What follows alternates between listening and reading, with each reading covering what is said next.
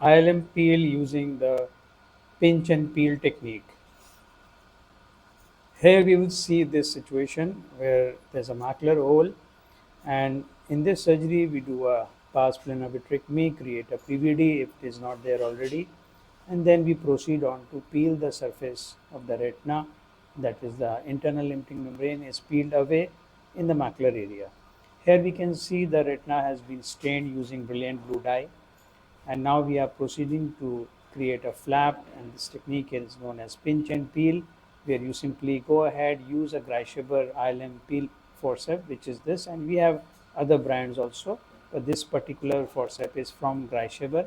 It's a 23 gauge forceps with a end gripping forceps with some corrugated surface on the surface which touches the retina, so that the ILM can be corrugated and can be held without damaging the underlying retina.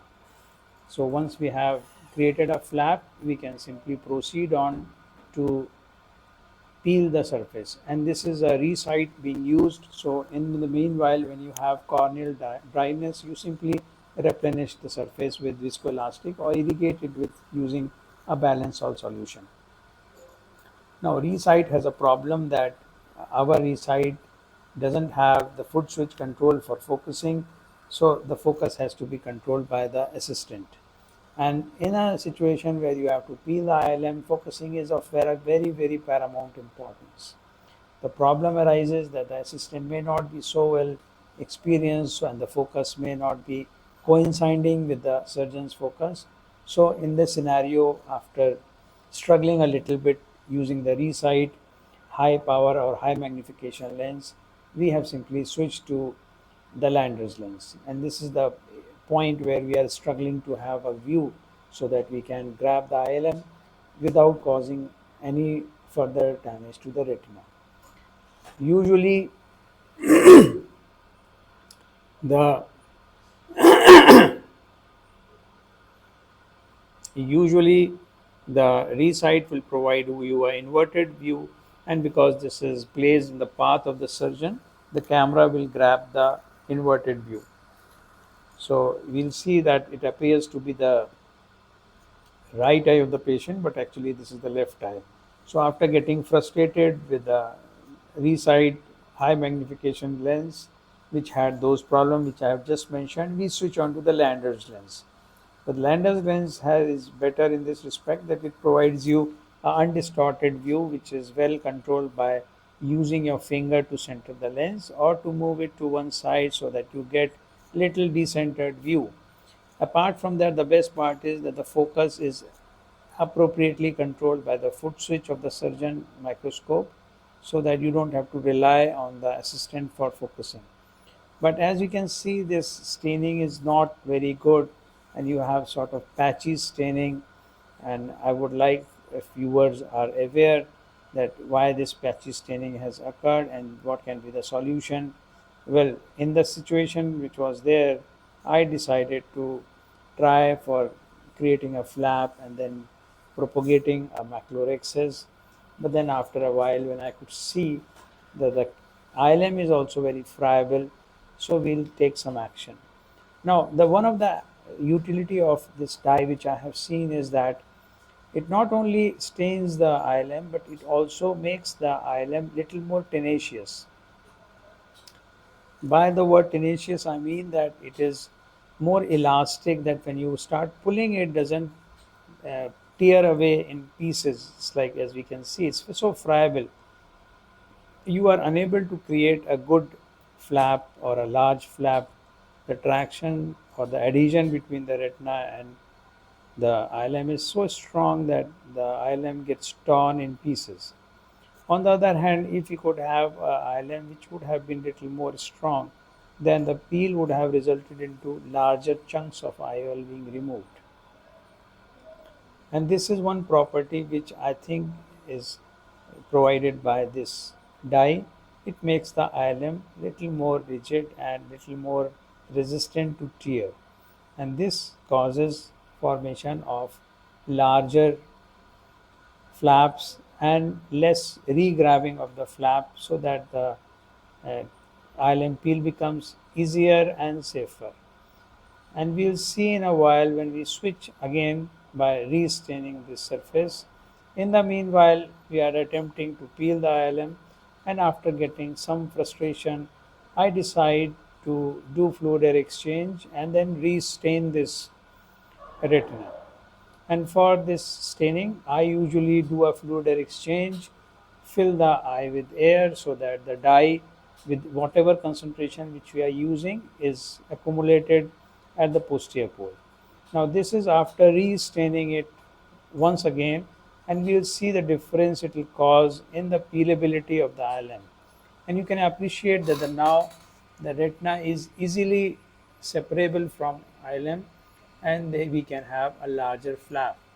In nutshell, there are two things which could be happening. One is that maybe the cleavage plane between the ILM and the retina is very well defined now, so that they are separable.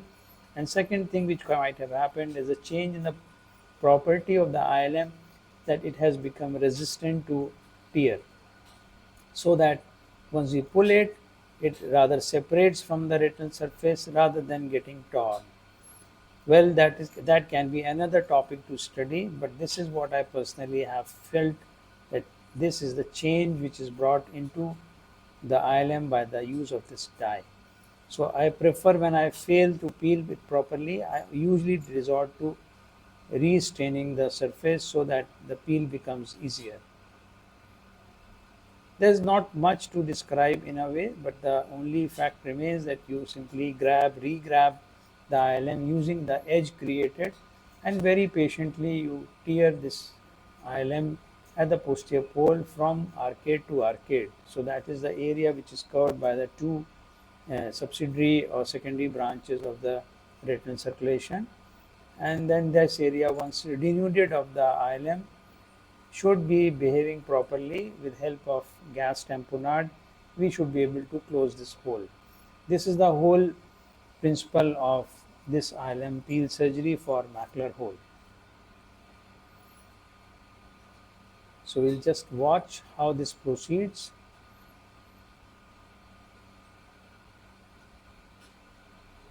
Usually the attempt should be that the ILM is peeled centripetally, not away from the fovea or macula, so that there is no surface traction created on that given surface. One may need to replace or replenish the viscoelastic gel because it may get washed with time, and this process will take something close to 10-15 minutes.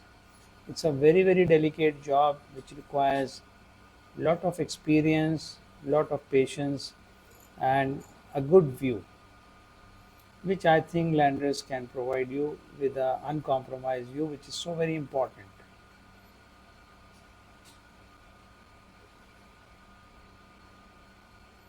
Now the stained membrane is very helpful. Not only it, as I have told, it changes the tenacity of the ILM, but it also lets you know where the ILM has been left behind, so that you can peel and clean away all the surface of the retina.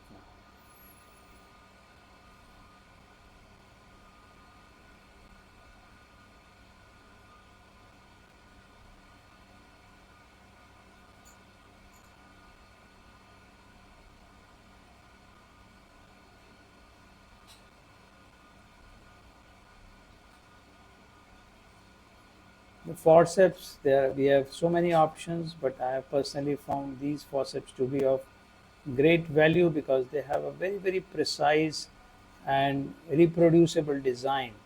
So you don't have to worry about any difference, because these are very minor and micro forceps, and the finish is of very great importance here.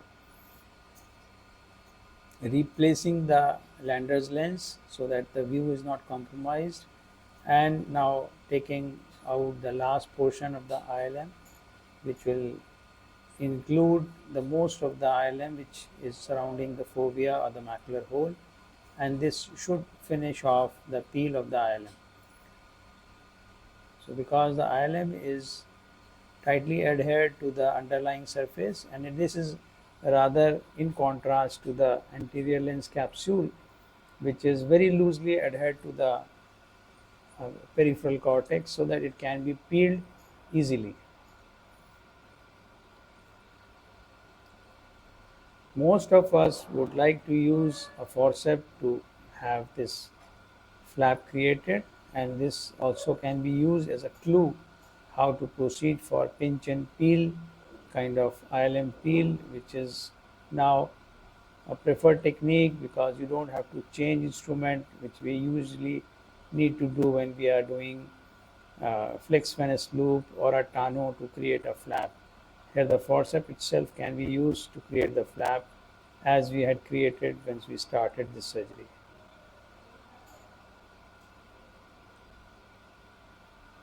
And I'll not include the part where we are doing fluid air exchange or providing the tamponade or closing. Thank you.